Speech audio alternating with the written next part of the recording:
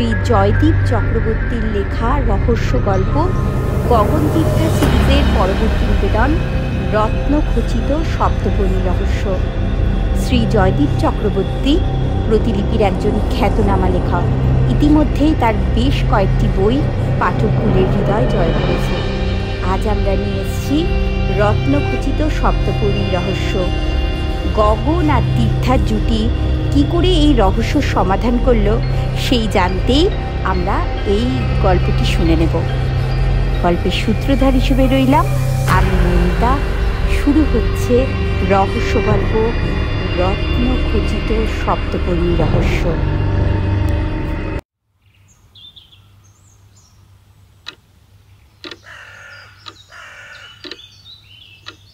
বিশ্রাম শব্দটা সম্ভবত গগন গায়নের অভিধানে নেই। একটা জটিল কেস সলভ করে কয়েকদিনের জন্য কোথাও ঘুরে আসার পরিকল্পনা করছে, ঠিক এমন সময় ওর মোবাইল ফোনটা বেজে উঠল। অচেনা নাম্বার দেখে ফোনটা রিসিভ করবে কি করবে না ভাবতে ভাবতে পরিশেষে ফোনটা ধরেই ফেলল গগন। তবে ফোনটা ধরার আগে মনে মনে ঠিক করে নিল যে নতুন কেস এলে সেটা কাটিয়ে দেওয়ার চেষ্টা করবে। কিন্তু কেসের ইতিবৃত্ত শুনে নিজের সিদ্ধান্ত থেকে সরে আসতেই বাধ্য হলো গগন। মূলত একটা নতুন ধরনের অভিজ্ঞতা লাভ করার অভিপ্রায় তাকে বাধ্য হতে হলো এবং একটা নতুন অন্য রকমের কেস সলভ করার ইচ্ছেতে ও কেসটা নেওয়ার সিদ্ধান্ত নিল। তবে অরুণাভ চট্টোপাধ্যায়কে তখনই কোনো কথা দিল না গগন। ওনার সমস্ত কথা শোনার পর, আমাকে একটু সময় দিন, আমি খুব তাড়াতাড়ি আপনাকে কল ব্যাক করছি বলে ফোনটা রেখে দেয় ও। তীর্থা কলেজ থেকে ফেরার পর ওর মা ওকে খবরটা দিল। সোশিওলজিতে অনার্স নিয়ে ও এখন স্নাতক করছে। চতুর্থ সেমিস্টারের পরীক্ষা শেষ হওয়ার পর ও কয়েকদিনের ছুটি পেয়েছে। কাকার হাতেও এখন তেমন কোনো কেস নেই, তাই সপরিবারে কোথাও ঘুরে আসার পরিকল্পনা করছিল তীর্থা। মায়ের কাছে গগনের নতুন কেস নেওয়ার কথাটা শুনে স্বাভাবিকভাবেই বেশ রাগ হলো ওর। কাকার কাছে সেই রাগ প্রকাশ করতে ভাইজি দেরি করল না।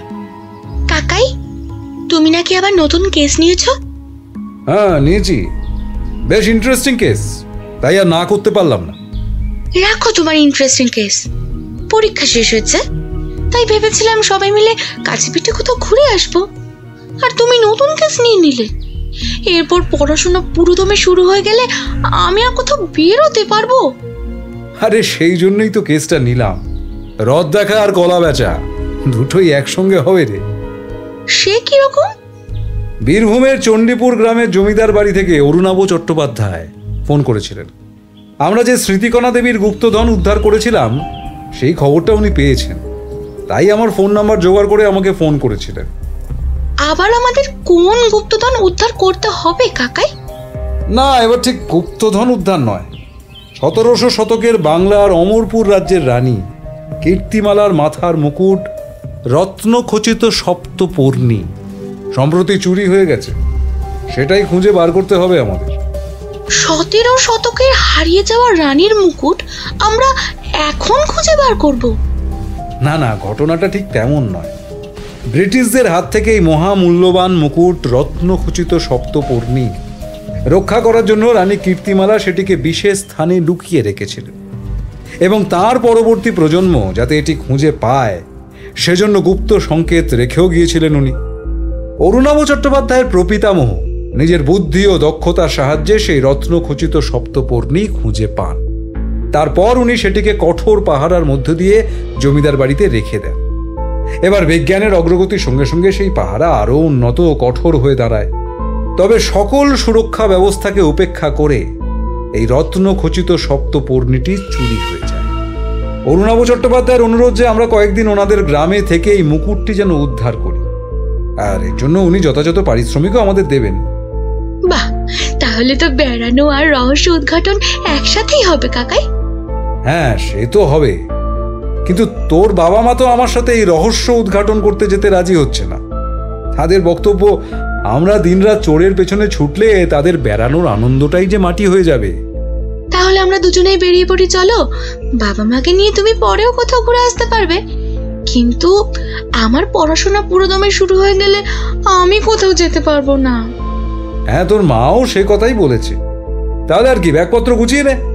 আমি অরুণাভ চট্টোপাধ্যায়কে ফোন করে দিচ্ছি, কাল সকালেই তাহলে আমরা বেরিয়ে পড়বো। কাল সকালে? বাহ, সে তো দারুণ ব্যাপার হবে। আমি এক্ষুনি আমার জামা কাপড় সব গুছিয়ে ফেলছি। যে রাগ ও অভিমান নিয়ে গগনের ঘরে তীর্থা ঢুকেছিল তা পুরোটাই অদৃশ্য হয়ে গেল। একরাশ খুশি নিয়ে কাকাইয়ের ঘর থেকে বেরিয়ে এলো।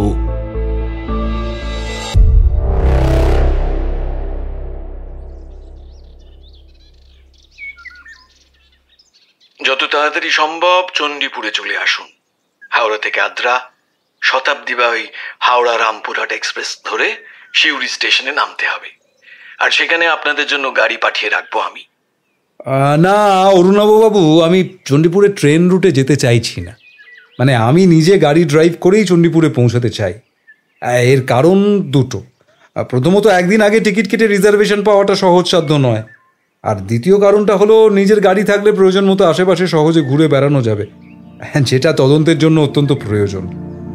সকাল সকাল বেরিয়ে পড়তে পারলে দুপুরের আগেই পৌঁছে যাব আশা করি। আগামীকাল সকালেই আমি নিজের গাড়িতে চণ্ডীপুরের উদ্দেশ্যে রওনা হচ্ছি। একটু ওই সড়ক পথ নির্দেশটা বলে দেন যদি। বাহ, খুব ভালো সিদ্ধান্ত।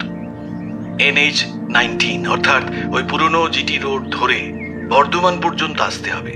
এরপর NH-114 ও NH-14 দিয়ে বীরভূমে ঢুকতে হবে। সেখানে এসে আপনি আমাকে একটা ফোন করে তারপর শিউরির দিকে এগিয়ে যাবেন। শিউরি থেকে চণ্ডীপুর গ্রামে আসাটা আপনাদের পক্ষে সহজসাধ্য হবে না, তাই শিউরিতে আমি উপস্থিত থাকব। আমার সাথেই আপনারা চণ্ডীপুর গ্রামে পৌঁছবেন। অরুণাভ বাবুর ফোন রেখে গগন 17 শতাব্দীর বাংলার স্বাধীন রাজ্য অমরপুরের ইতিহাস জানার জন্য ইন্টারনেট ঘাঁটতে শুরু করল। তার মধ্যেই তীর্থা এসে কাল সকালে ওদের চণ্ডীপুর যাওয়ার কথা বিস্তারিতভাবে জেনে গিয়েছে। কাকাইয়ের সঙ্গে গাড়িতে যেতে হবে শুনে তীর্থা বেশ আনন্দিত এবং একই সাথে উত্তেজিত। সব রকম প্রস্তুতি পর্ব সেরে নিয়ে আগামীকাল সকালের অপেক্ষায় তীর্থা প্রহর গুনতে লাগল।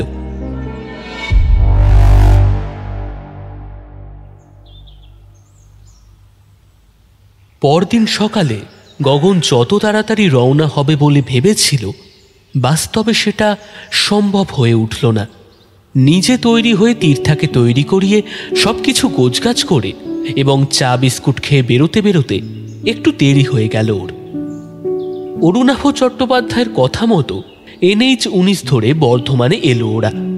সেখানে একটি ধাবাতে ব্রেকফাস্ট সেরে NH-14 এবং NH-100 ধরে বীরভূমে পৌঁছাতে পৌঁছাতে বেলা 11:30 বেজে গেল। সেখানে এসে অরুণাভ বাবুকে ফোন করল গগন। তারপর একটা দোকান থেকে গগন এবং তীর্থা চা খেয়ে শিউরির উদ্দেশ্যে রওনা হল। কথা মতো ওখানে অরুণাভ বাবু নিজের গাড়ি, গাড়ির চালক এবং একজন সঙ্গী সহ উপস্থিত ছিলেন। অরুণাভ চট্টোপাধ্যায়ের চেহারায় প্রাচীন জমিদার বংশের আভিজাত্যের ছাপ স্পষ্ট। তার চুল বেশ ঘন এবং পেছনে আঁচড়ানো। সামান্য রূপলি আভাস রয়েছে যা তার বয়সের সৌন্দর্য বাড়িয়ে তুলেছে। চোখ দুটো গভীর, তীক্ষ্ণ দৃষ্টি সম্পন্ন, যা তার ব্যক্তিত্বের দৃঢ়তা ফুটিয়ে তোলে। মুখের গড়ন ধারালো এবং চাপদাড়ি তার চেহারার গাম্ভীর্যকে আরও বাড়িয়ে দিয়েছে। অরুণাভ বাবুর পোশাকেও ঐতিহ্য এবং আধুনিকতার মিশ্রণ ধরা পড়েছে। ক্রিম রঙের পাঞ্জাবি ও চোস্তা পাজামা তাকে জমিদারি ঐতিহ্যের সাথে মানানসই করে তুলেছে।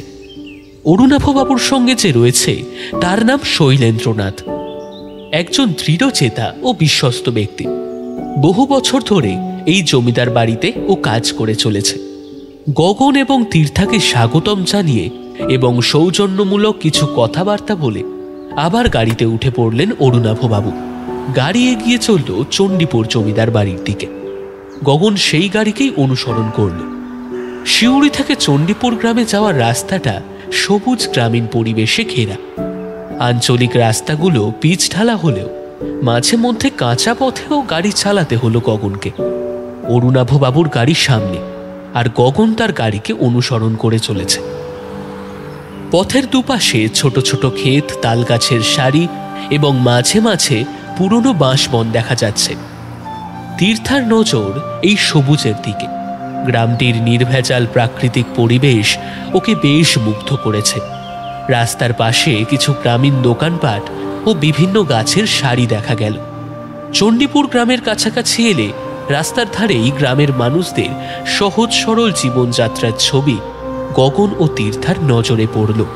গ্রামের মাঝখান দিয়ে বয়ে গেছে একটা সরু খাল। সেই খালের পাশ দিয়ে বেশ কিছুটা পথ এগোতে হলো গগনদের। রাস্তাটা খুব একটা চওড়া নয়। একটা গাড়ি গেলে বিপরীত দিক থেকে আর একটা গাড়ি আসা সম্ভব হয় না। সেই পথ পেরিয়ে অপেক্ষাকৃত একটা চওড়া কাঁচা রাস্তায় ওরা এসে পড়ল। রাস্তার ধারে ছোট ছোট ছেলেমেয়েরা খেলাধুলা করছে, আর টালি দিয়ে ছাওয়া একটা ছোট্ট দোকানের সামনে আড্ডা দিচ্ছে কিছু মানুষ। অরুণাভ চট্টোপাধ্যায়ের গাড়িটা সেই দোকানের সামনেই থেমে গেল। বাধ্য হয়ে গাড়ি থামাতে হলো গগনকেও। দোকানের সামনে আড্ডা দেওয়া মানুষদের মধ্যে একজন মাঝবয়সী ভদ্রলোককে ডেকে কিছু প্রয়োজনীয় কথা বললেন অরুণাভবাবু। সেই কথার গগন কিছু শুনতে না পেলেও অরুণাভবাবু যে লোকটিকে কিছু নির্দেশ দিচ্ছেন এবং লোকটা তা মাথা নেড়ে সম্মতি জানাচ্ছে, সেটা বুঝতে অসুবিধা হলো না গগনের। কথা শেষ করে অরুণাভবাবুর গাড়ি আবার এগিয়ে চলল তার বাড়ির দিকে। গগনের গাড়ি অনুসরণ করল তাকে। অল্প কিছুক্ষণের মধ্যেই চণ্ডীপুর জমিদার বাড়ির সামনে এসে পৌঁছালো ওরা। গাড়ি থেকে নেমে তীর্থা মুগ্ধ হয়ে সেই জমিদার বাড়ির দিকে তাকিয়ে রইল। বাড়িতে ঢোকার আগে গগনের অনুরোধে বাড়ির চারপাশটা ঘুরে দেখান অরুণাভবাবু। বাড়িটা যেন এক বিশাল প্রাচীন স্থাপত্যের নিদর্শন। পিলারবাহী দোতলা বাড়ির সামনেটায় একটা বিশাল বাগান এবং পানা পুকুর রয়েছে, যার চারপাশে নানা ধরনের রং বেরঙের বড় বড় গাছ এবং ঝোপঝাড়। বাড়িটার প্রবেশপথে একটা বিশাল লোহার গেট, যার ওপরে রাজবাড়ির প্রতীক খোদাই করা। বাড়ির পেছনে রয়েছে পুরনো দালান এবং আঙিনার চারপাশে কিছু জীর্ণ বাড়ি, যা এক সময়ের ব্যস্ত জীবনের কথা মনে করিয়ে দেয়। বাড়িতে ঢুকেই যে বসার ঘরটা পড়ে, সেখানেই গগন ও তীর্থাকে বসানো হলো। ঘরটির মেঝে কালো এবং সাদা মার্বেলে বাঁধানো এবং ছাদ থেকে ঝুলছে একটা পুরনো ঝাড়বাতি। ঘরের দেওয়ালে টাঙানো রয়েছে জমিদার বাড়ির পূর্বপুরুষদের তৈলচিত্র। বিশাল কাঠের জানালা থেকে নরম আলো এসে ঘরটিকে স্নিগ্ধ পরিবেশ দিয়েছে। ঘরের মাঝখানে একটা ভারী ও লাল গালিচা বেছানো এবং চারপাশে পালঙ্ক ও চেয়ার রয়েছে। পালঙ্কগুলোর গায়ে সূক্ষ্ম কারুকাজ এবং পাশেই ড্রয়ার যুক্ত একটা সেগুন কাঠের টেবিল রয়েছে।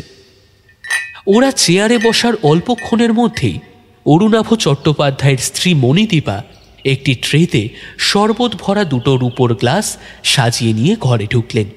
ভদ্রমহিলার মুখাবয়ব মসৃণ ও সুঠাম, চিবুক সামান্য সরু এবং নাকটি উঁচু।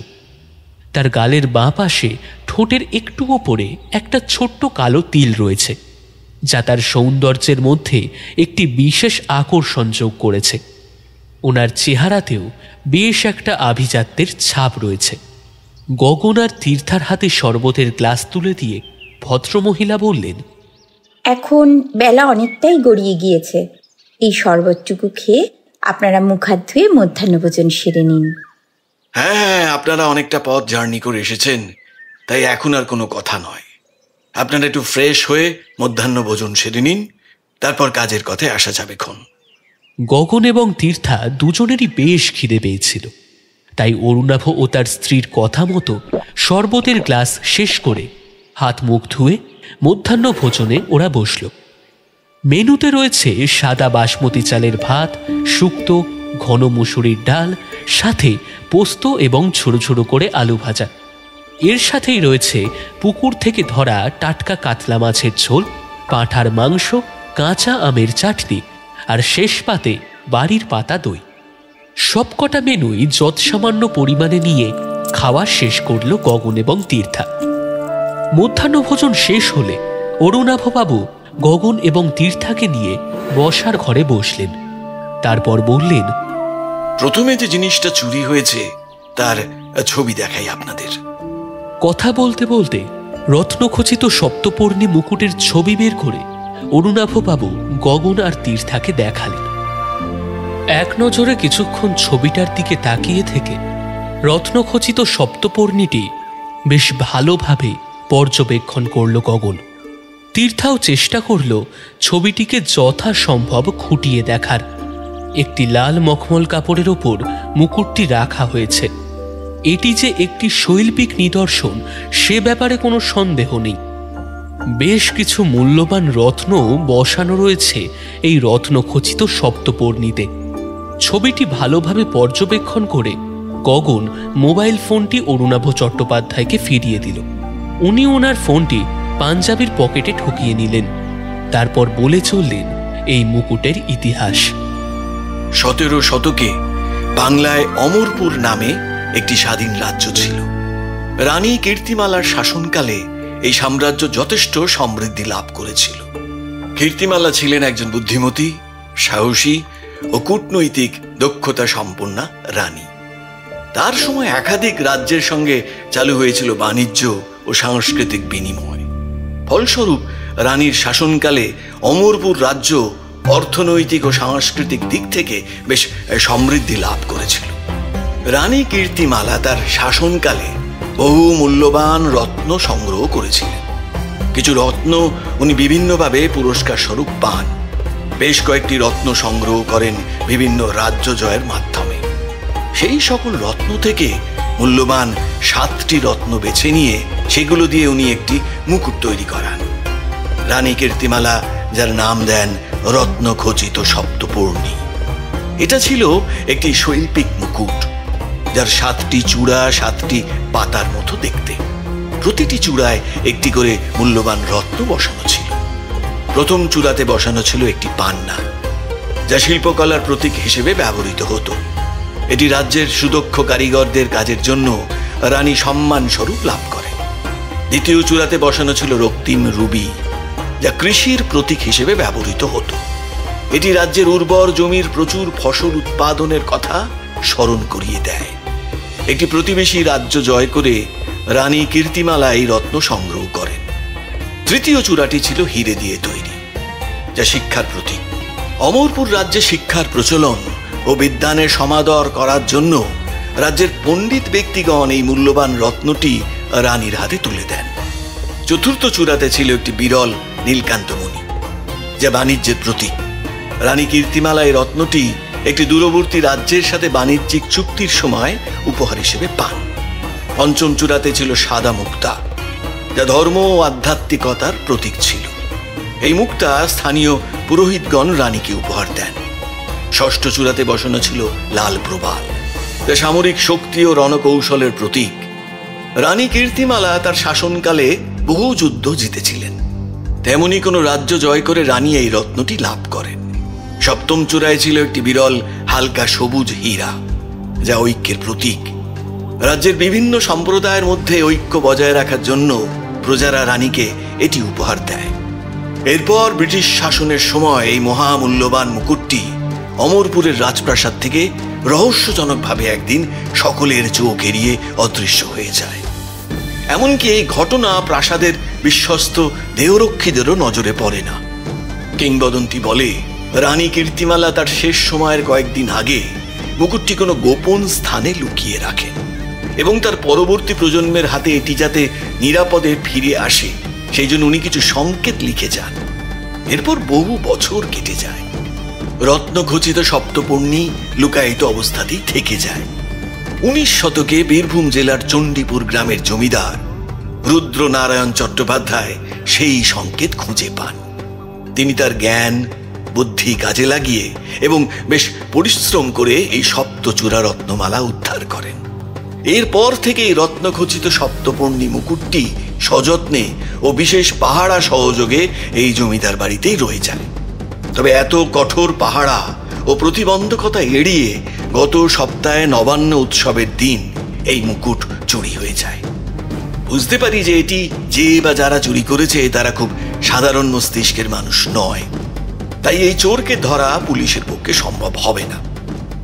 মুকুট চুরির কয়েকদিন পর আমি এক পরিচিতের মুখে আপনার নাম এবং স্মৃতিকণা দেবীর গুপ্তধন উদ্ধার কাহিনী শুনি। তারপর ভাবনা চিন্তা করে আপনাকেই এই মুকুট উদ্ধারের দায়িত্ব দিলাম। আচ্ছা অরুণাভবাবু, এই নবান্ন উৎসব সম্পর্কে আমাকে একটু বলুন, আর এই সেই দিন কখন কিভাবে মুকুটটা চুরি হয়েছিল সেটাও যদি একটু বলতে পারেন। চণ্ডীপুর গ্রামে প্রতি বছর সাধারণত নভেম্বর মাসের মধ্যভাগে নবান্নের উৎসব উদযাপিত হয়। এই সময়ে প্রতিটি কৃষকের ঘরে নতুন ধান আসে। কৃষক পরিবারগুলো নতুন ফসল কাটার আনন্দে মেতে ওঠে। উৎসবের দিন সকালে গ্রামবাসীরা তাদের ঘরদোর পরিষ্কার করে এবং উঠোনে আলপনা আঁকে। বিশেষভাবে সজ্জিত মণ্ডপে গ্রামের প্রবীণরা পুজো করেন। তারা দেবী লক্ষ্মীকে ধানের নতুন শীষ ও মিষ্টান্ন নিবেদন করে নতুন বছরের সুস্বাস্থ্য ও সমৃদ্ধি কামনা করেন। বিকেলে গ্রামের বিভিন্ন স্থান থেকে শিশু ও যুবক যুবতীরা একত্রিত হয় এবং একটি বড় শোভাযাত্রা করে ঢাক, কাঁসর, শঙ্খধ্বনির সঙ্গে সঙ্গীতের তাল ছন্দে নাচতে নাচতে মণ্ডপে পৌঁছায়। রাতে অনুষ্ঠিত হয় গ্রামীণ মেলা ও সাংস্কৃতিক অনুষ্ঠান। সেখানে লোকগান, ছৌ নাচ, ঝুমুর, বাউল গান এবং পটচিত্র প্রদর্শন করা হয়।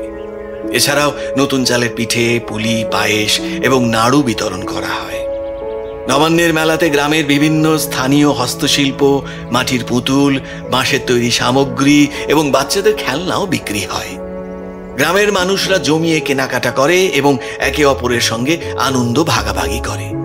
সমগ্র অনুষ্ঠানের পরিচালনার দায়িত্ব পালন করি আমি। রাতে সকল মানুষ যখন মেলা ও সাংস্কৃতিক উৎসবে ব্যস্ত ছিল, তখনই রত্নখচিত সপ্তপর্ণী মুকুটটি চুরি হয়ে যায়। পরদিন বেলার দিকে আমি সেই গুপ্ত ঘরে ঢুকে দেখি যে ওখানে মুকুটটি নেই। অরুণাভবাবু আরও কিছু বলতে যাচ্ছিলেন, তবে কথার মাঝখানে ওনার মোবাইল ফোনটা বেজে ওঠায় কথা থামিয়ে উনি ফোনটা ধরলেন। তারপর ইংরেজি ভাষায় বললেন, আমি এখন ব্যস্ত আছি, একটু পরে ফোন করছি, কেমন? হ্যাঁ, ওই তারপর যা বলছিলাম, রত্নকুঠিতে মানে রত্নখচিত সপ্তপর্ণী মুকুটটি যে ঘরে ছিল তার সামনে একটা সিসিটিভি ক্যামেরা লাগানো রয়েছে। আমি তৎক্ষণাৎ সেই সিসিটিভি ক্যামেরার ফুটেজ দেখলাম আপাদ মস্তক কালো পোশাক আর মুখে মুখোশ পরা দুটি লোক মুকুটটা নিয়ে চলে গেল। আমি বহু চেষ্টা করেও তাদের চিনতে পারলাম না। আচ্ছা, ওই সিসিটিভি ফুটেজ আর ওই রত্নকুঠি, ওটা কি একটু দেখা যায়? অবশ্যই যায়। আগে রত্নকুঠি দেখে আসুন, তারপর সিসিটিভি ফুটেজ দেখাচ্ছি। শৈল, একবার শুনে যাও তো। অল্পক্ষণের মধ্যে শৈলেন্দ্রনাথ এসে হাজির হল। অরুণাভবাবু তাকে গগন ও তীর্থাকে দেখিয়ে দিয়ে বললেন, ওনারা আমাদের রত্নকুঠিটা দেখতে চাইছেন, তুমি একটু ওনাদের ওখানে নিয়ে যাও। রত্নখচিত সপ্তপর্ণী যেখানে চুরি হয়েছে সেই জায়গাটা ভালো করে দেখিয়ে দাও। কথা শেষ করে টেবিলের ড্রয়ার থেকে একটা চাবি বের করে শৈলেন্দ্রনাথের হাতে ধরালেন উনি। যথা আজ্ঞা, আপনারা আসুন আমার সঙ্গে। কথা শেষ করে রত্নকুঠির দিকে পা বাড়ালো শৈলেন্দ্রনাথ। গগন ও তীর্থা ওকে অনুসরণ করল। ওরা তিনজন রত্নকুঠির উদ্দেশ্যে রওনা হলে অরুণাভবাবু নিজের মোবাইলটা হাতে তুলে নিলেন। তারপর একটু আগে যে নাম্বার থেকে ফোন কল এসেছিল সেই নাম্বারে হোয়াটসঅ্যাপ কল করলেন। তারপর অপর প্রান্তে থাকা ভদ্রলোকের সাথে ইংরেজি ভাষায় কথা বলতে শুরু করলেন উনি।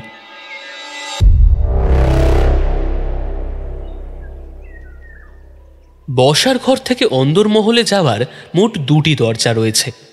তার একটি দিয়ে কিছুটা এগোলে আরও একটা দরজা দেখা যায়। দরজায় দেওয়া রয়েছে বেশ বড় একটা তালা। শৈলেন্দ্রনাথ চাবি দিয়ে সেই তালা খুললে একটি সংকীর্ণ ও সর্পিল সিঁড়ি দেখা গেল, যা দিয়ে নিচতলায় নামা যায়। গগন ও তীর্থা শৈলেন্দ্রনাথকে অনুসরণ করে সিঁড়ি দিয়ে নিচে নেমে রত্নকুঠিতে পৌঁছালো। এই রত্নকুঠিটি দেখতে বেশ রহস্যময় এবং পরিমিতভাবে সাজানো। এটি আয়তকার আকারের এবং বেশ প্রশস্ত, যার দেওয়ালগুলো লাল ইট এবং কালো পাথরের সংমিশ্রণে তৈরি। দেওয়ালের ওপর থাকা কিছু প্রাচীন শিলালিপি এবং ভাস্কর্য দেখে বোঝা যায় এই স্থানটি বহু যুগ আগে থেকেই রাজপরিবারের গোপন ধনসম্পদ সুরক্ষার জন্য ব্যবহার করা হতো। ঘরটির মেঝেতে খচিত আছে বড় একটা পদ্মের নকশা, যা বলে দেয় এটি কখনো পূজার্চনার স্থান হিসেবে ব্যবহৃত হতো। রত্নকুঠিটির এক কোণে একটি ছোট্ট ঘর রয়েছে, যা লোহার গ্রিল, মোটা শিকল এবং ভারী তালা দ্বারা সুরক্ষিত। ঘরটিতে একটি পাথরের বেদি রয়েছে, তার উপর রয়েছে একটি কাঁচের বাক্স, যেটি বর্তমানে খালি পড়ে রয়েছে। গগনদের একটি বাক্স দেখিয়ে শৈলেন্দ্রনাথ বলল, এর ঘরের ভেতরে ঢোকা যাবে না? না, এই ঘরে ঢোকার চাবি জমিদারবাবু আমাকে দেননি। আপনাদের এই লোহার গ্রিলের বাইরে দাঁড়িয়েই দেখতে হবে। আর এই ঘরে ঢোকা মোটেই নিরাপদ নয়। এই ঘরে একটা বিষাক্ত গ্যাসের চেম্বার রয়েছে। ঘরে পা রাখলেই ঘরের দেয়ালে লোকানো ছোট ছোট পাইপ থেকে সেই গ্যাস বেরোতে থাকবে, যা নিঃশ্বাসের মাধ্যমে কোনো মানুষের শরীরে গেলে স্বল্পক্ষণের মধ্যেই জ্ঞান হারাবে। তাহলে অরুণাভবাবু বা বাড়ির অন্য কারো এই ঘরে ঢোকার প্রয়োজন হলে ওনারা কি করেন? এই গ্যাস চেম্বার বন্ধ করার পদ্ধতি সঠিকভাবে আমিও জানি না, তবে বাবার মুখে শুনেছি জমিদার বাবুর শোবার ঘরের দেয়ালে যেখানে একটি পুরনো পিতলের আলমারি রয়েছে, তার পাশে নাকি অতি সূক্ষ্মভাবে লুকিয়ে রাখা হয়েছে এই বিষাক্ত গ্যাস বন্ধ করার ভাল্ব। এটি যে প্যানেলের ভেতরে রয়েছে তা সর্বদা তালাবন্ধ অবস্থায় থাকে, আর সেই চাবি শুধুমাত্র জমিদার বাবুর কাছেই রয়েছে। একটা বিশেষ কৌশলে এই বিষাক্ত গ্যাসের ভাল্ব বন্ধ করতে হয়। ভাল্ব বন্ধ করার পর গোপন কুঠির বিষাক্ত গ্যাসের পাইপগুলো বন্ধ হয়ে যায় এবং কুঠিরিটি নিরাপদ হয়ে ওঠে। এই ভাল্ব বন্ধ করার কৌশল একমাত্র জমিদার বাবুই জানেন। আপনাদের যদি এই ঘরে ঢুকতে হয় তাহলে জমিদার বাবুকে বলুন, উনি ব্যবস্থা করে দেবেন। না, তার এখন আর দরকার নেই। আচ্ছা, আপনার বাবাও তো এই জমিদার বাড়িতেই কাজ করতেন, তাই না? হ্যাঁ, আমি এই বাড়িতে কাজে ঢোকার পরও বাবা কাজ করতো এখানে। আমি বাজারহাট করা, কাউকে কোনো জিনিস পৌঁছে দেওয়া, কারো কাছ থেকে কিছু নিয়ে আসা প্রভৃতি বাইরের কাজ করি। আর বাবা করতো বাড়ির ভেতরের বিভিন্ন কাজকর্ম। বাবার বয়স হয়েছে, তাই কয়েক বছর হলো বাবা জমিদার বাড়ির কাজ ছেড়ে দিয়েছে। তাহলে এখন বাড়ির ভেতরের কাজকর্ম কে করে? ভেতরের কাজ এখন গিন্নিমা অনেকটাই সামলে দেন। তাছাড়া আমিও এখন ওনার অনেক ফাইফরমাস খেটে দিই।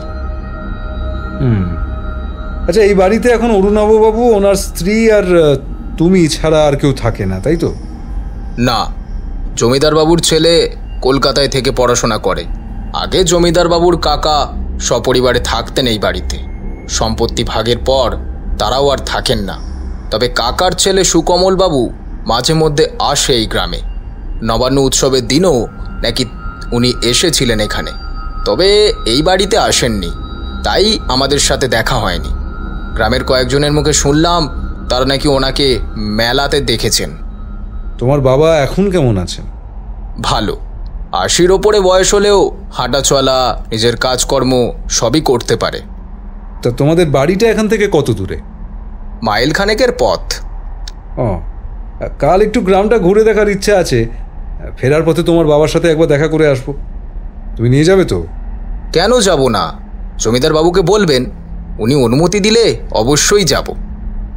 শৈলেন্দ্রনাথ ও গগন যখন কথা বলছিল, তীর্থা তখন রত্নকুঠিটি খুঁটিয়ে খুঁটিয়ে দেখছিল। কিছুক্ষণ দেওয়ালে থাকা প্রাচীন শিলালিপিগুলোর মানে উদ্ধারের চেষ্টা করে শেষটায় তীর্থা হাল ছাড়ল। তারপর ওর নজর গেল ঘরের ওপরের সিসিটিভি ক্যামেরার ওপর। এই যা বুঝছি, ক্যামেরার জন্যই চোরকে মুখোশ পড়তে হয়েছে। তারপর গ্যাস চেম্বার বন্ধ করে রত্নকুঠির চাবি চুরি করে এই রত্নখচিত সপ্তপর্ণী চুরি করতে হয়েছে তাকে। যেই চুরি করুক, সে যে বাইরের কেউ নয়, এই বাড়ির নারী নক্ষত্র যে তার জানা, সে ব্যাপারেও কোনো সন্দেহের অবকাশ থাকে না। Correct, good observation. রত্নকুঠি ভালোভাবে পর্যবেক্ষণ করে গগন এবং তীর্থা শৈলেন্দ্রনাথের সাথে ওপরে উঠে এলো। গগনরা বসার ঘরে এসে দেখল অরুণাভ চট্টোপাধ্যায় কারোর সাথে ইংরেজিতে কথা বলতে বলতে পায়চারি করছেন। গগনদের দেখে খুব তাড়াতাড়ি কথা শেষ করলেন উনি। তারপর গগনকে বললেন, সিসিটিভি ফুটেজটা আমি আপনার মোবাইলে পাঠিয়ে দিয়েছি, আপনি সময় করে দেখে নেবেন। তা ওই রত্নকুটি কেমন দেখলেন? হ্যাঁ, বেশ ভালো। খুব সম্ভব রত্নকুঠির দেওয়ালে যে শিলালিপি রয়েছে সেটা দেখি রত্নখচিত সপ্তপূর্ণী উদ্ধার হয়েছে, ঠিক কিনা? একদম ঠিক। তবে এই শিলালিপিতেই রত্নখচিত সপ্তপূর্ণী খুঁজে পাওয়ার সব সংকেত লেখা রয়েছে তা নয়। এই লিপির সংকেতের অর্থ উদ্ধার করে রত্নখচিত সপ্তপূর্ণী খুঁজে পাওয়ার মূল সংকেতের সন্ধান পাওয়া গিয়েছিল, আর সেই সংকেতের নির্দেশ মেনে এই রত্নমালা উদ্ধার করা হয়েছে। হ্যাঁ, সেরকমটা হওয়াই তো স্বাভাবিক। আর এই রত্নখচিত সপ্তপর্ণী রক্ষা করার ব্যবস্থাটাও তো বেশ শক্তপোক্ত ছিল। বাইরের কোনো ব্যক্তির পক্ষে তো এখান থেকে চুরি করা সম্ভব নয়। আমার ধারণা আপনার পরিচিতদের মধ্যেই কেউ এটাকে চুরি করেছে। আচ্ছা, চুরির পর সমস্ত চাবি, বিশেষ করে ওই গ্যাস চেম্বারের চাবি, ওটা তো ঠিক যেখানে থাকার সেখানেই ছিল নাকি? একদম। নবান্ন উৎসব নিয়ে আমি কদিন বেশ ব্যস্ত ছিলাম, তাই রত্নকুঠিরে যাওয়া হয়ে ওঠেনি। সেই কারণে উৎসব মিটে যাওয়ার পরদিন রত্নখচিত সপ্তপর্ণী পর্যবেক্ষণ করতে রত্নকুঠিতে গিয়েছিলাম। রত্নকুঠিরের মূল প্রবেশদ্বার ও রত্নখচিত সপ্তপর্ণী যে ঘরটিতে রয়েছে তার প্রবেশ দরজা যেমনটি ছিল তেমনটি রয়েছে। এমনকি গ্যাস চেম্বারও বন্ধ করা নেই, সব কিছু আগের মতো রয়েছে। শুধুমাত্র কাঁচের বাক্সে রত্নখচিত সপ্তপর্ণী নেই। আচ্ছা, এই গ্যাস চেম্বার বন্ধ করার কৌশলটা আপনি ছাড়া আর কেউ কি জানে? যে কারিগররা এই গ্যাস চেম্বারের মেরামতের কাজ করে তারা আর আমি ছাড়া আর কেউ জানে বলে আমার জানা নেই। এই কারিগরেরা কোথায় থাকে? কাছে পিঠে কোনো কারিগরের বাসস্থান নেই, সকলেই ভিন রাজ্যে থাকে। প্রয়োজন হলে তাদেরকে খবর দেওয়া হয়, ওই সপ্তাহখানেক পর তাদের দেখা মেলে। আচ্ছা, এই গ্যাস চেম্বারটি তৈরি করেছিলেন কে, সেটা কি আপনার জানা আছে? আমার ঠাকুরদা তার পরিচিত এক কারিগরকে দিয়ে এই চেম্বার তৈরি করেছিলেন। তার বংশধরেরাই এখন এই চেম্বারের রক্ষণাবেক্ষণ করে চলেছে। ও আচ্ছা, বেশ। কাল সকালে ভাবছি আপনাদের গ্রামটা একটু ঘুরে দেখব। শৈলেন্দ্রনাথকে একটু পাওয়া যাবে তো? নিশ্চয়ই যাবে। আপনার সাথে যখন গাড়ি রয়েছে তখন আর কোনো সমস্যা নেই। সকালে জলখাবার খেয়ে শৈলের সাথে বেরিয়ে যাবেন। হ্যাঁ, এখন আর কথা নয়, আপনারা আপনাদের ঘরে গিয়ে বিশ্রাম করুন। শৈল ওখানে আপনাদের চা জলখাবার দিয়ে আসবে। কথা শেষ করে শৈলেন্দ্রনাথকে ডেকে গগনদের গেস্ট রুমে নিয়ে যাওয়ার নির্দেশ দিলেন অরুণাভ চট্টোপাধ্যায়। মনিবের নির্দেশ মেনে গগনদের গেস্ট রুমে নিয়ে গেল শৈলেন্দ্রনাথ। গেস্ট রুমে পৌঁছে গগন শৈলেন্দ্রনাথকে বলল, তোমার জমিদার বাবুর সাথে আমার কথা হয়ে গেছে, কাল সকালে তোমাকে আমাদের সাথে যাওয়ার অনুমতি উনি দিয়েছেন। তুমি তাহলে তৈরি থেকো, আমরা সকাল সকাল বেরিয়ে পড়ব, কেমন? জমিদার বাবু যখন অনুমতি দিয়েছেন তখন আর কোনো সমস্যা নেই। আপনারা সময় মতো তৈরি হয়ে নেবেন, আমি আপনাদের সমস্ত গ্রাম ঘুরিয়ে দেখাবো। কথা শেষ করে গেস্ট রুম থেকে বেরিয়ে এলো শৈলেন্দ্রনাথ। এই গেস্ট রুমটি যথেষ্ট বড়। এই ঘরে দুটি সিঙ্গল বেড রয়েছে, যেগুলি প্রাচীন কারুকার্য খচিত কাঠের তৈরি। প্রতিটির পাশে ছোট টেবিল এবং ল্যাম্প রয়েছে। বিছানাগুলোর মাঝখানে একটি শৈল্পিক ছোট টেবিলও রাখা রয়েছে, যেখানে অতিথিরা নিজেদের প্রয়োজনীয় জিনিসপত্র রাখতে পারেন। দুটি বিছানার মাথার দিকে সাদা মশারি টাঙানো রয়েছে। ঘরের পশ্চিম দিকের বড় একটি জানালা রয়েছে, যা দিয়ে সকালের আলো ঘরে প্রবেশ করে। জানালায় হালকা রঙের পর্দা টাঙানো। জানালার বাইরে রয়েছে একটি ছোট্ট বারান্দা, যেখান থেকে বাগানের দৃশ্য দেখা যায়। গেস্ট রুমের একটি দেওয়ালে বড় আয়না লাগানো, যার নিচে রয়েছে ছোট একটি ড্রেসিং টেবিল। ঘরের এক কোণে রয়েছে পুরনো কাঠের তৈরি একটি আরাম কেদারা। ঘরের সংলগ্ন একটি বাথরুমও রয়েছে। কাকাই, আমি একটু বাথরুম থেকে ফ্রেশ হয়ে ড্রেস চেঞ্জ করে আসছি, তারপর এই রত্নখচিত সপ্তপর্ণী নিয়ে কিছু কথা বলবো তোমাকে।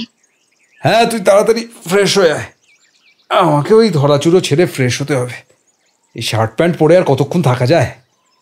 তীর্থা বাথরুমে গেলে গগন প্রথমে অরুণাভ বাবুর পাঠানো সিসিটিভি ফুটেজটা দেখে নিল। না, লোক দুজনকে একদমই চেনা যাচ্ছে না। একজন বেশ স্বাস্থ্যবান এবং অপরজনের ভুঁড়ি রয়েছে। সিসিটিভি ফুটেজ দেখতে দেখতে গগনের কি একটা মনে হতেই ও ফুটেজ দেখা ছেড়ে তাড়াতাড়ি একজনকে ফোন করল। তীর্থা বাথরুম থেকে বেরিয়ে দেখল যে গগন কারোর সাথে ফোনে কথা বলছে। নিঃশব্দে কাকার পেছনে দাঁড়িয়ে সে কার সঙ্গে কি কথা বলছে সেটা বোঝার চেষ্টা করল তীর্থা।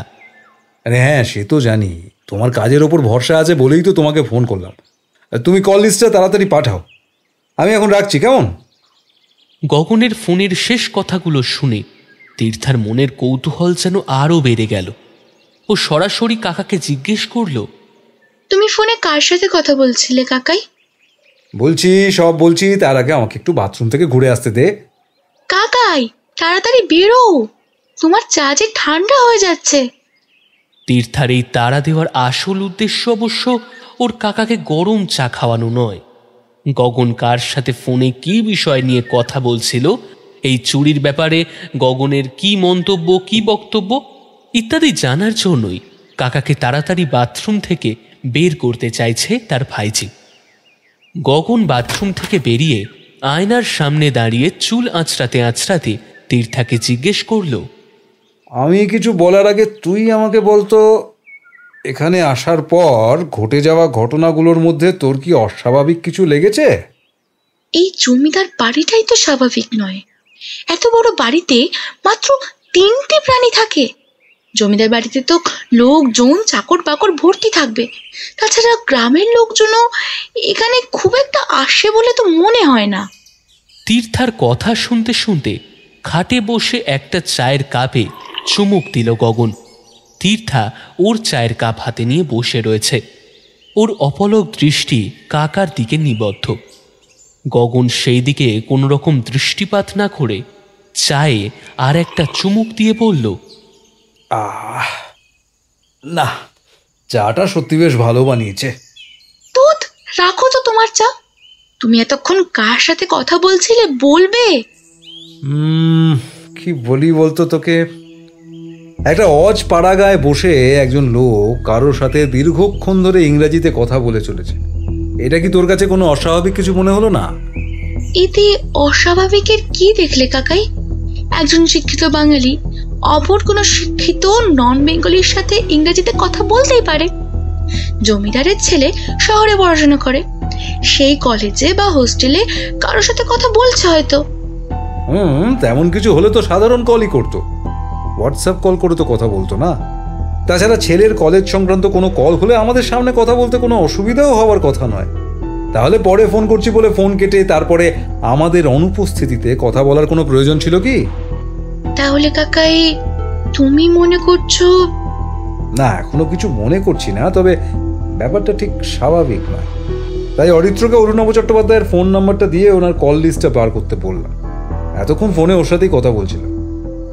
গগন আর তীর্থার আলোচনার ব্যাঘাত ঘটিয়ে 2 বাটি নারকেল মুড়ি নিয়ে শৈলেন্দ্রনাথ ঘরে ঢুকল। আরে করেছ কি? এত মুড়ি আমরা খেতে পারবো নাকি?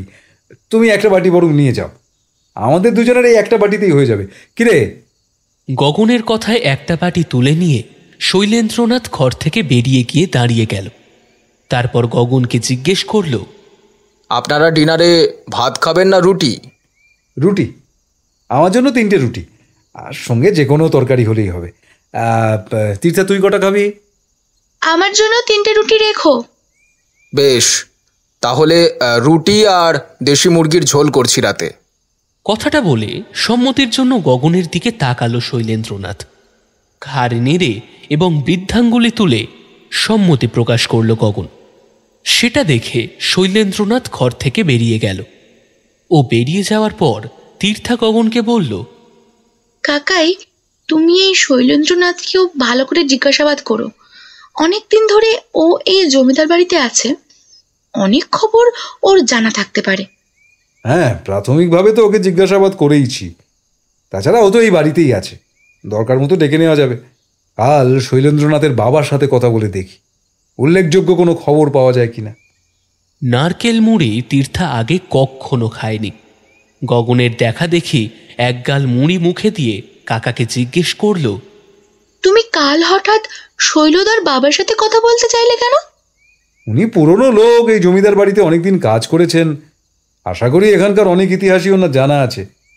আর এই রত্নখচিত সপ্তপর্ণী চুরির রহস্য উদ্ঘাটন করতে হলে এই বাড়ির ইতিহাসটা ভালো করে জানা দরকার। এরপর কাকা ভাইজি কথা বলতে বলতে অনেকটা সময় কাটিয়ে দিল।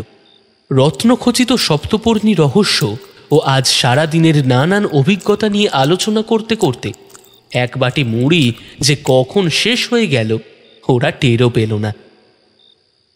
বেশ কিছুটা সময় কেটে যাওয়ার পর অরিত্র ফোন করল গগনকে।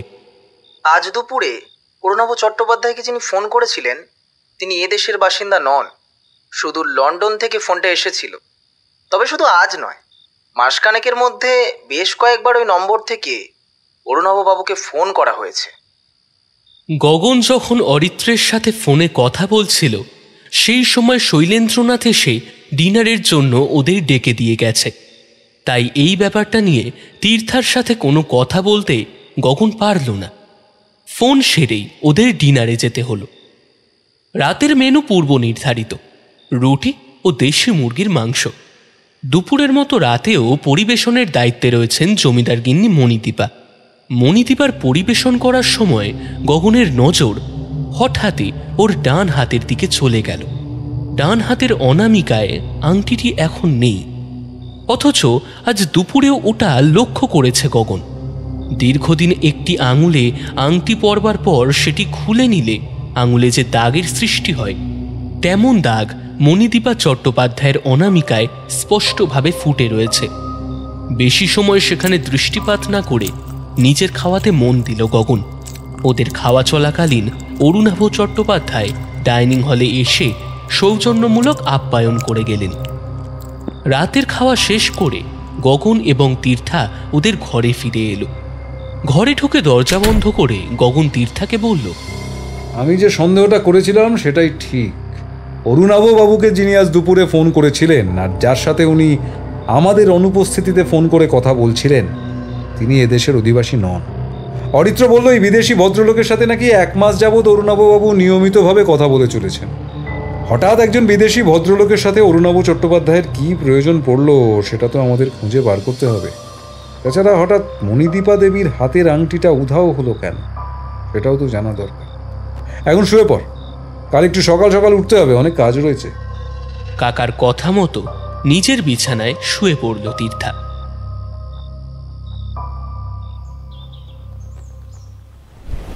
পরদিন ভোরে উঠে নিয়মিত কাজগুলো যথাসম্ভব তাড়াতাড়ি সেরে নিয়ে আশপাশটা ঘুরে দেখতে বেরোলো গগন। তীর্থা তখনও বিছানা ছেড়ে ওঠেনি, তাই গগনকে একাই বেরোতে হলো। এখন ঠান্ডা তেমন জাঁকিয়ে না পড়লেও গগনকে একটা চাদর গায়ে জড়াতে হলো। কুয়াশা চারপাশটা জড়িয়ে রেখেছে।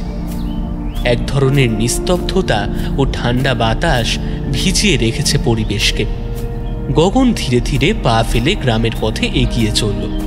গ্রামের মেঠো পথে হাঁটতে হাঁটতে সে দেখতে পেল বাঁশঝাড়, আম, তাল আর নারকেল গাছ দিয়ে ঘেরা এই পথ যেন একটি সবুজ টানেলের মতো এগিয়ে চলেছে। ঠিক এই সময় ও লক্ষ্য করল যে একটা আম গাছের আড়াল থেকে কে যেন ওকে নজরে রেখেছে। গগন সেই দিকে দৃষ্টি ঘোরাতেই লোকটা গাছের আড়ালে সম্পূর্ণ অদৃশ্য হল। গগন ব্যাপারটায় বেশি গুরুত্ব না দিয়ে হাঁটতে হাঁটতে পৌঁছে গেল গ্রামের পুরনো দিঘির সামনে। দিঘির জলে সূর্যের প্রথম কিরণ পড়ে ছোট ছোট ঢেউ তুলেছে, আর তার মাঝে মাঝে বক ও পানকৌড়ি পাখিরা ডুব দিয়ে খাবার খুঁজছে। গগন একটু দাঁড়িয়ে এই শান্ত দৃশ্য উপভোগ করল।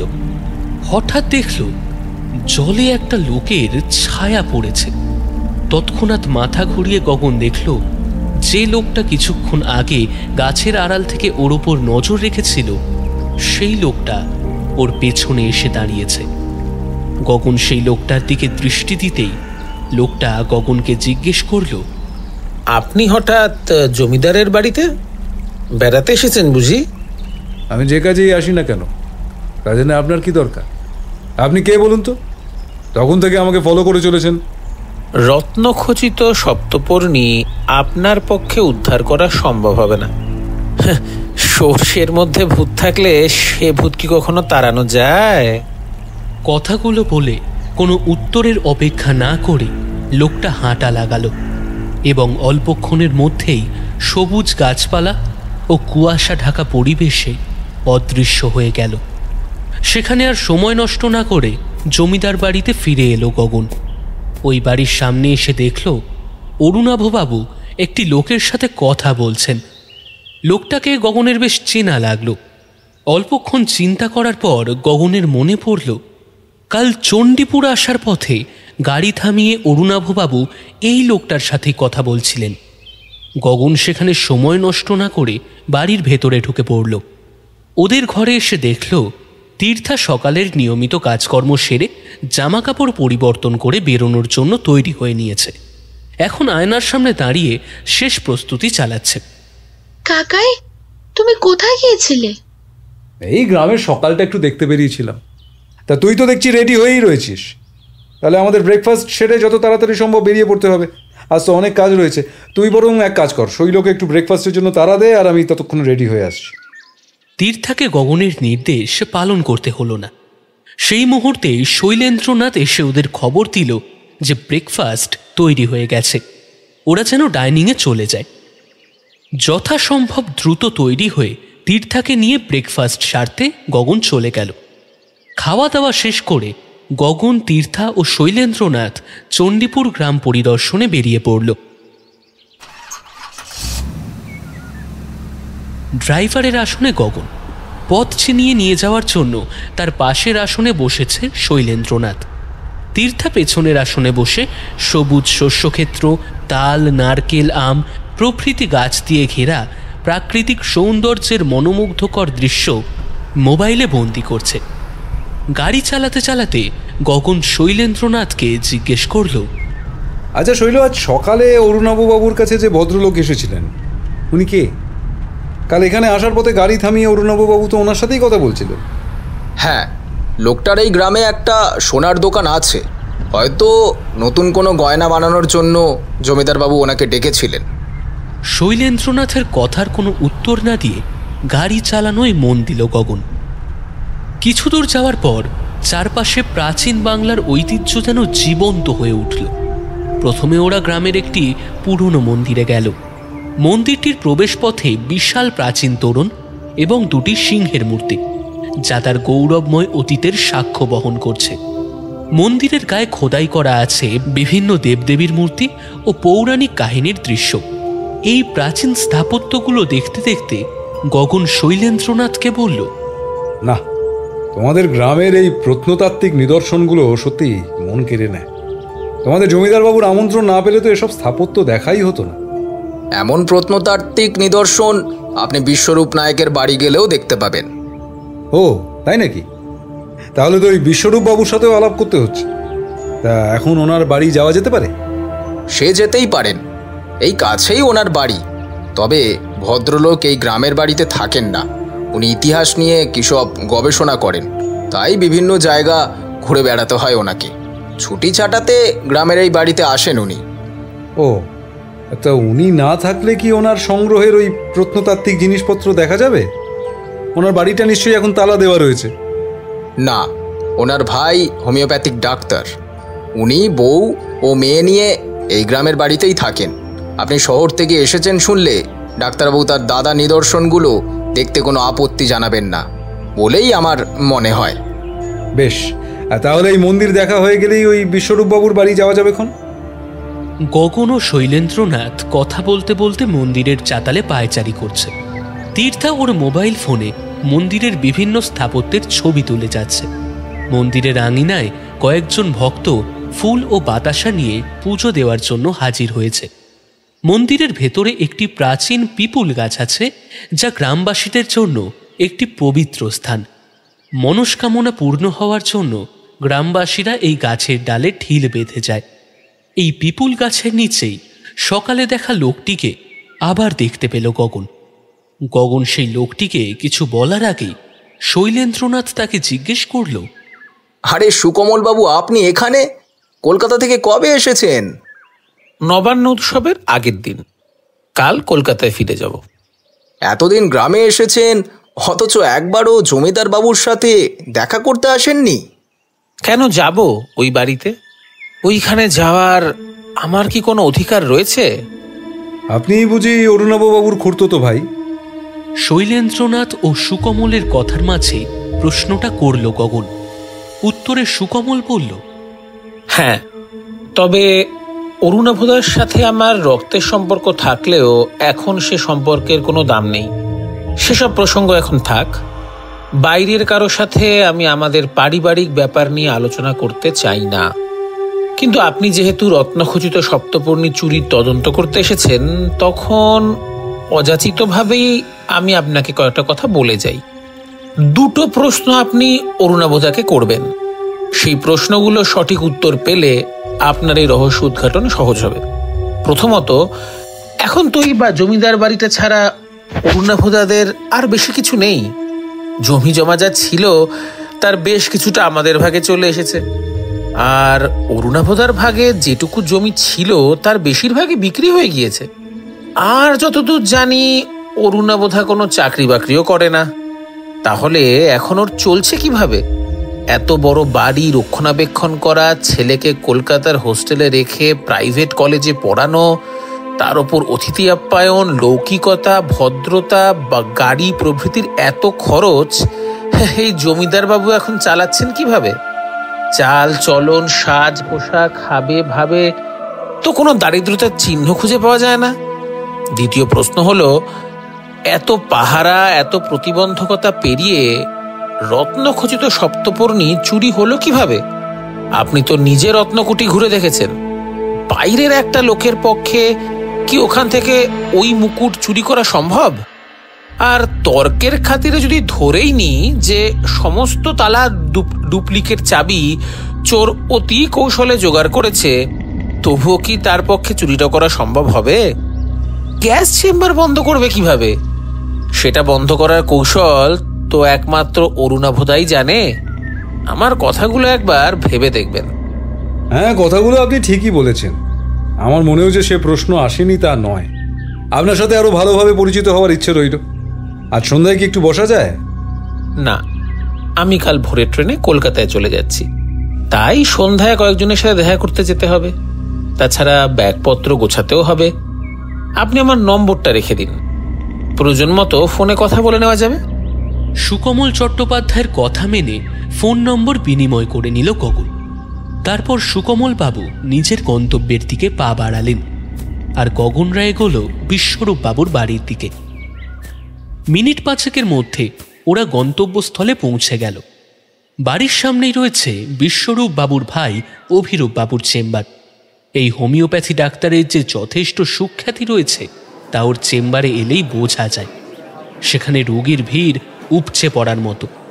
চেম্বারের সামনে একটি টেবিল চেয়ার নিয়ে ও স্ত্রী পিয়ালি বসে আছে। টেবিলের ওপর একদিকে রয়েছে কিছু শিশি ভর্তি সাদা হোমিওপ্যাথিক বড়ি এবং অন্যদিকে কয়েকটি কৌটোতে সাদা পাউডার। প্রত্যেকটি রোগীর জন্য অভিরূপবাবু চিরকুটে যে ওষুধের নাম এবং পরিমাণ লিখে দেন, পিয়ালি সেই অনুযায়ী সাদা বড়ির সাথে নির্দিষ্ট পরিমাণে ওষুধের ফোঁটা বা পাউডারের গুঁড়ো মিশিয়ে রোগীর হাতে তুলে দেন। শৈলেন্দ্রনাথ পিয়ালির কাছে গিয়ে গগনের পরিচয় দিয়ে ও যে বিশ্বরূপবাবুর প্রত্ন সামগ্রীগুলো দেখতে চাইছে সে কথা বলে। পিয়ালি গগনদের সাদরে আমন্ত্রণ জানিয়ে বাড়ির ভেতরে নিয়ে যায় এবং ওর শাশুড়িকে গগনদের সারা বাড়ি ঘুরে দেখানোর দায়িত্ব দিয়ে নিজের কাজে ফিরে আসে। বিশ্বরূপবাবুর মায়ের সাথে গগন ও তীর্থা বিশ্বরূপের ঘরের ভেতরে ঢুকলেই ওরা দেখতে পায় একটি কাঠের শেলফে পেতলের প্রদীপ, পুরনো মুদ্রা, প্রাচীন পুঁথির অংশবিশেষ প্রভৃতি সাজানো রয়েছে। ঘরের দেওয়ালে ঝোলানো কিছু শিল্পচিত্র যা স্থানীয় ইতিহাসের প্রতিচ্ছবি তুলে ধরেছে। এই কাঠের শেলফের পাশে রয়েছে একটা বড় বইয়ের আলমারি, যেটি ইতিহাস ও প্রত্নতত্ত্বের ওপর বিভিন্ন বইয়ে ঠাসা। গগন একটা দুটো বই হাতে নিয়েই বুঝতে পারল যে এগুলো বেশ মূল্যবান এবং দুর্লভ প্রত্নতাত্ত্বিক সংকলন। এই বইগুলোর মধ্যে বেশিরভাগই ভারতীয় প্রত্নতত্ত্ব এবং সংস্কৃতির বিভিন্ন নিদর্শনের ওপর লেখা।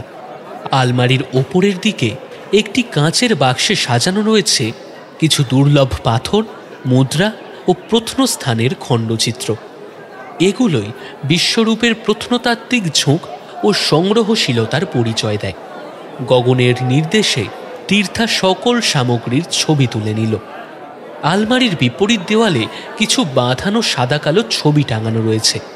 একটিতে বিশ্বরূপ, অভিরূপ ও তার বাবা মা রয়েছে, আরেকটিতে রয়েছে সস্ত্রীক বিশ্বরূপ।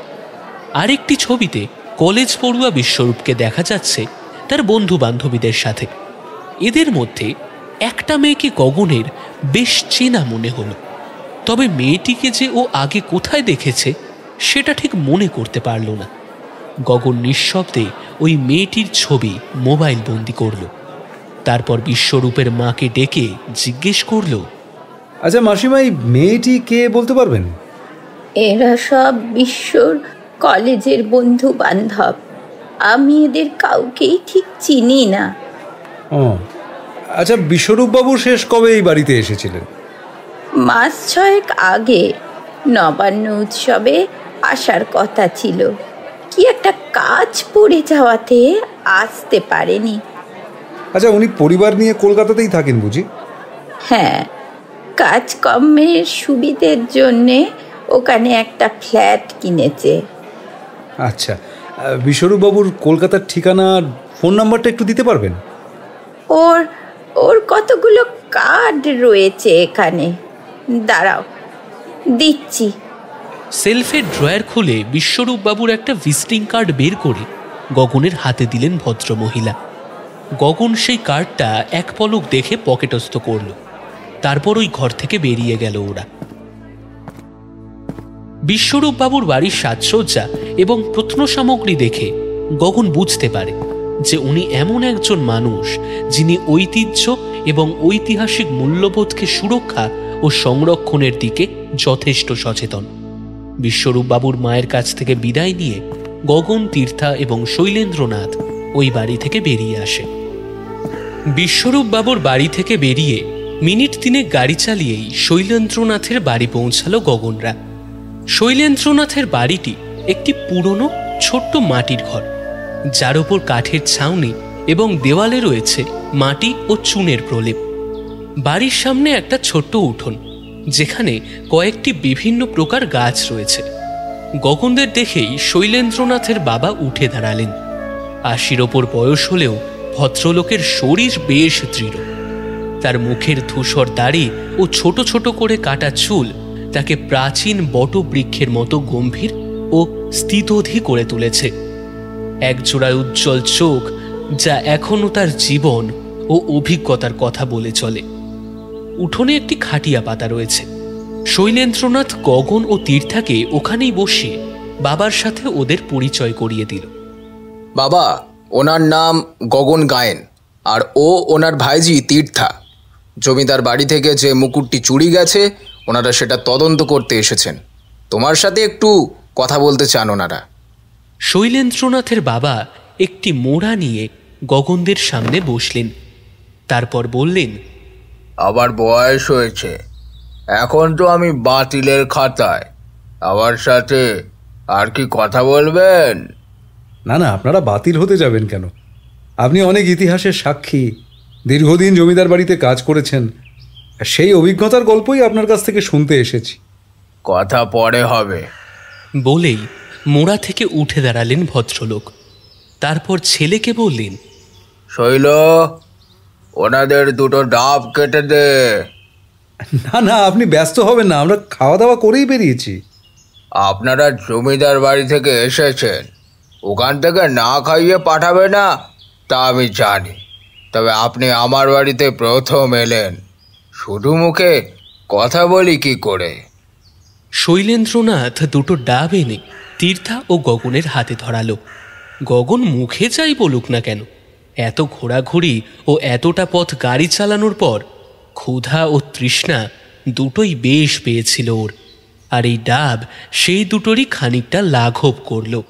ডাব শেষ করে গগন শৈলেন্দ্রনাথের বাবাকে জিজ্ঞেস করল, আচ্ছা, আপনি জমিদার বাড়ির কাজটা ছেড়ে দিলেন কেন?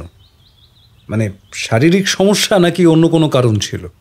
শারীরিক সমস্যা ঠিক নয়, আমি যখন জমিদার বাড়ির কাজ ছেড়েছি তখন আমি শারীরিকভাবে যথেষ্ট সবল ছিলাম। আসলে এখন তো আমার দেখা সেই জমিদার বাড়ি নেই। জমি জমা, চাষবাস সবই প্রায় শেষের দিকে, তাই দুজন লোককে খাওয়া পড়া দিয়ে রাখার মতো ক্ষমতা অরুণাভ চট্টোপাধ্যায়ের নেই। তাছাড়া আমি ওর বাবার আমলের লোক। বাপ ঠাকুরদা যা জমিয়ে গেছেন সেটাই ভাঙিয়ে এখন খাচ্ছে এই অরুণাভ। সেটা আমার ঠিক সহ্য হচ্ছিল না, তাই ভাবলাম ছেলেটা কাজ করুক, আমি না হয় বাড়িতে বসে টুকটাক চাষাবাদ আর বাড়িঘর দেখাশোনা করি। বাপ ঠাকুরদার মতো মেধা বা ক্ষমতা অরুণাববাবুর থাকবে না, এটাই তো স্বাভাবিক। ওনার প্রপিতামহ রুদ্রনারায়ণ চট্টোপাধ্যায় গুপ্ত সংকেত দেখে এই রত্নখচিত সপ্তপর্ণী উদ্ধার করেছিলেন, সেটাও তো কম কৃতিত্বের নয়। এমন ভুল খবর আপনাকে কে দিয়েছে? জমিদার অরুণাভ চট্টোপাধ্যায়? হ্যাঁ, উনি তো বললেন। থাক, আসল খবরটা আমার কাছ থেকে শুনুন। আবার 7 পুরুষ ওই বাড়িতে কাজ করে এসেছেন, তাই আমি বাপ ঠাকুরদার থেকে যা শুনে এসেছি সেটা মিথ্যে নয়। রামহরি নায়ক ছিলেন জমিদার রুদ্রনারায়ণ চট্টোপাধ্যায়ের সময়ের বিশ্বস্ত কারিন্দা। রামহরি পদমর্যাদায় একজন সাধারণ কর্মচারী হলেও তার কাজের ধরন ও ভূমিকা বেশ গুরুত্বপূর্ণ ছিল। ইতিহাস এবং পুরনো মানচিত্র বিষয়ে তার কৌতূহল ও সাধারণ জ্ঞান ছিল গভীর। এমনকি জমিদার বাড়ির বিভিন্ন মূল্যবান ধনরত্ন সংরক্ষণ ও তত্ত্বাবধানের দায়িত্বেও ছিলেন তিনি। গুপ্ত সংকেত দেখে রত্নখচিত সপ্তপর্ণীটি রামহরি নায়কেই উদ্ধার করেছিলেন। জমিদার রুদ্রনারায়ণ রামহরিকে কিছু বকশিস দিয়ে রত্নখচিত সপ্তপর্ণীটি তার কাছে রেখে দেন। ওরে বাবা, এ তো সাংঘাতিক ব্যাপার। আপনার কাছে না এলে তো এমন চরম সত্যটা অজানাই রয়েছে তো। যাই হোক, অনেকটা বেলা হয়ে গেছে, এখন তো আমাদের উঠতে হয়। পরে সময় করে একদিন এসে আপনার সাথে আবার অনেক কথা বলে যাব, কেমন? শৈলেন্দ্রনাথের বাবার কাছ থেকে বিদায় নিয়ে গগনরা ওই বাড়ি থেকে বেরিয়ে এলো। যথাসম্ভব দ্রুত গাড়ি চালিয়ে 2 সঙ্গীকে নিয়ে জমিদার বাড়ি পৌঁছালো গগন। তারপর তাড়াতাড়ি ফ্রেশ হয়ে মধ্যাহ্ন ভোজনে বসল ওরা। দুজনেরই বেশ খিদে পেয়েছে, তাই মণিদীপার পরিবেশিত সকল পদে বেশ তৃপ্তি সহকারে সকলে খেল। খেতে খেতে গগনের হঠাৎ কি একটা মনে হওয়ায় গগন ওর মোবাইল ফোনটা পকেট থেকে বের করে অল্পক্ষণ ঘাঁটাঘাঁটি করল, তারপর পকেটে আবার রেখে দিল। তারপর যথাসম্ভব দ্রুত খাওয়া শেষ করে অরুণাভ চট্টোপাধ্যায়ের কাছে গিয়ে বলল, আমার না হঠাৎ একটা জরুরি কাজ পড়ে গিয়েছে, তাই আজই আমাকে কলকাতায় ফিরতে হবে। তবে চিন্তা করবেন না, আমি যখন আপনার এই কেসের দায়িত্ব নিয়েছি তখন কেসটা সলভ করেই ছাড়ব। আমাকে কটা দিন সময় দিন, আমি আমার কাজ ছেড়ে যথাসম্ভব তাড়াতাড়ি এই চণ্ডীপুরে ফিরে আসব। আজকেই যেতে হবে?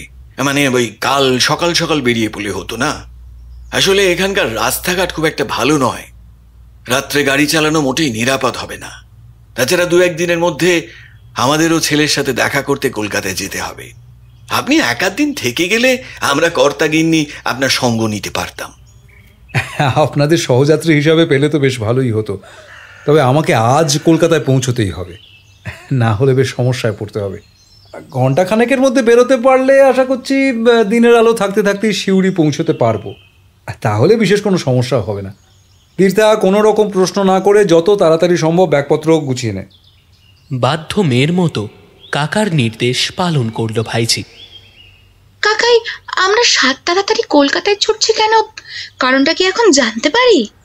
আপাতত বেশি কিছু বলতে পারবো না, শুধু এটুকু বলতে পারি সুকোমল চট্টোপাধ্যায় কাল সকালে চণ্ডীপুর থেকে কলকাতা রওনা হচ্ছেন, আর ওনার কলকাতায় পৌঁছানোর আগে আমাকে একটা দরকারি কাজ সারতে হয়। সেই কারণেই হুড়োহুড়ি করে আজ বেরিয়ে পড়া। রত্নখচিত সপ্তপর্ণীর রহস্য উদ্ঘাটনের জন্য আর চণ্ডীপুরে পড়ে থাকবার কোনো প্রয়োজন নেই, বাকি রহস্যটা কলকাতায় বসেই সমাধান হবে। ও বাবা, তাই নাকি? ঠিক আছে, আর কিছু বলতে হবে না। তুমি এখন মন দিয়ে গাড়ি চালাও, সন্ধ্যা নামার আগে সিউড়ি পৌঁছতে হবে তো। বাকি রাস্তায় কেউ খুব একটা কথা বলল না। বেশ মনোযোগ সহকারে গাড়ি চালিয়ে যথাসম্ভব তাড়াতাড়ি তীর্থাকে নিয়ে কলকাতায় পৌঁছালো গগন।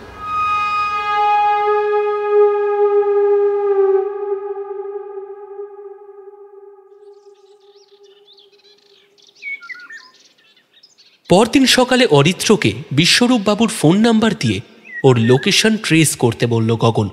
কিছুক্ষণের মধ্যেই বিশ্বরূপবাবুর লোকেশন গগনকে পাঠিয়ে দিল অরিত্র। বিশ্বরূপবাবুর ভিজিটিং কার্ডে যে ঠিকানা রয়েছে, অর্থাৎ উনি বর্তমানে ওনার কলকাতার ফ্ল্যাটেই রয়েছেন।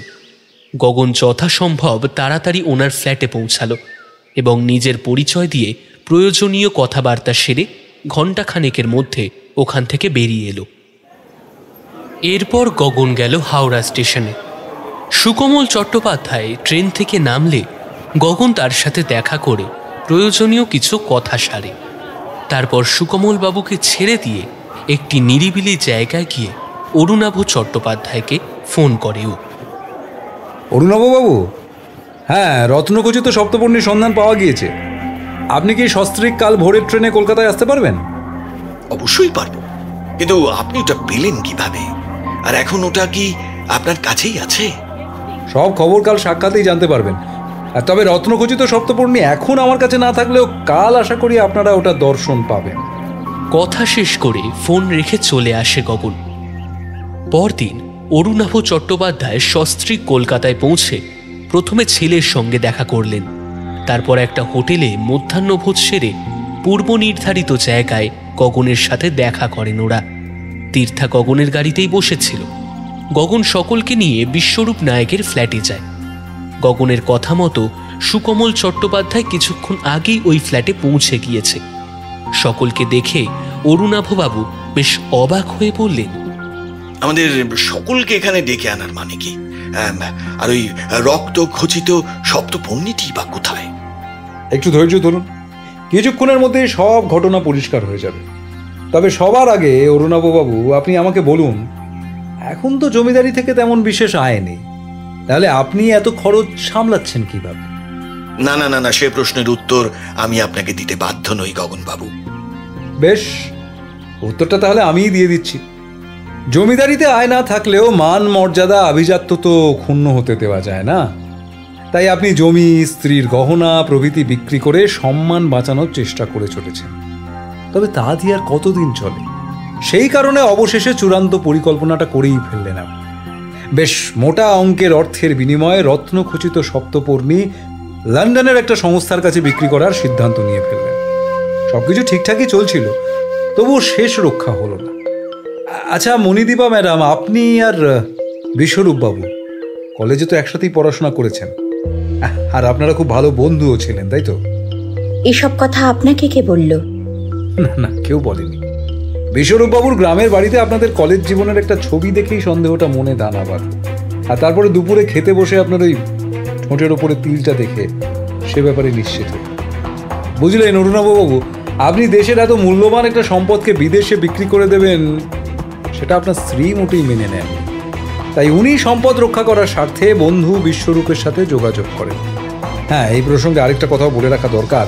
গুপ্ত সংকেত দেখে রত্নখচিত সপ্তপর্ণী উদ্ধারের কাজ আপনার প্রপিতামহ রুদ্রনারায়ণ চট্টোপাধ্যায় করেননি, করেছিলেন বিশ্বরূপ নায়কের প্রপিতামহ রামহরি নায়ক।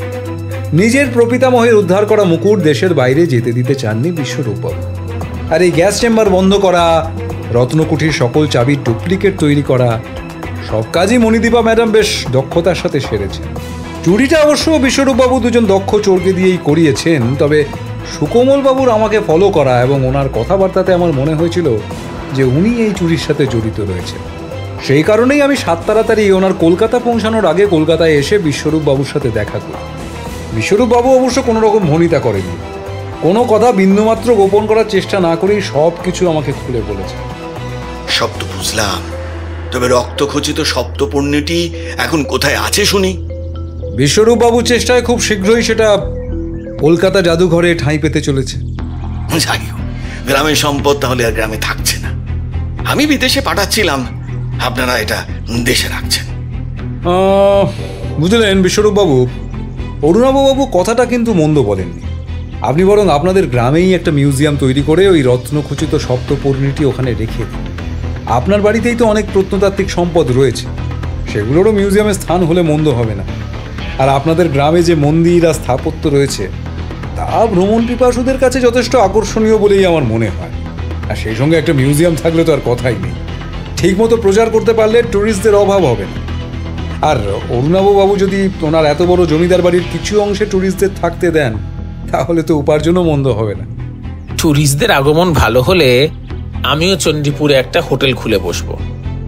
এটা কিন্তু গগনবাবু বেশ ভালো প্রস্তাব দিয়েছেন, কি বলো? বেশ, তাই হোক। বেশ, তাহলে বিশ্বরূপবাবু, এখন আপনি রত্নখচিত সপ্তপর্ণীটি নিয়ে আসুন, আমরা সকলে সেটা একবার দর্শন করি। বিশ্বরূপবাবু রত্নখচিত সপ্তপর্ণী সকলের সামনে নিয়ে এলেন। এই ভারতীয় সম্পদটির সৌন্দর্য উপভোগ করলেন সকলে।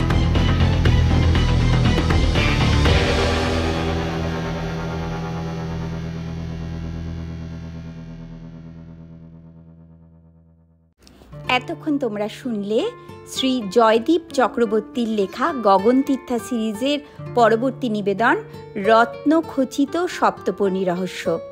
কেমন লাগলো আমাদের নিবেদন অবশ্যই কিন্তু কমেন্টসের মাধ্যমে জানিও।